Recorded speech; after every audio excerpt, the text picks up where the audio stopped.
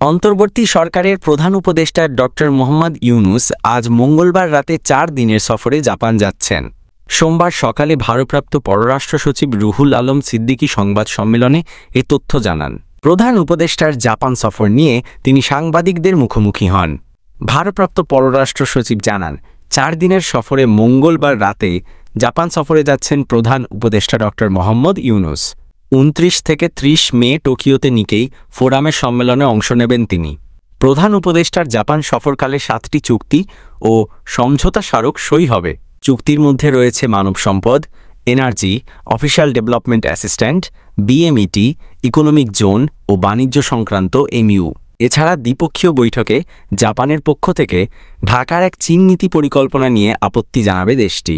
পররাষ্ট্র মন্ত্রণালয় সূত্রে এসব তথ্য জানা গেছে।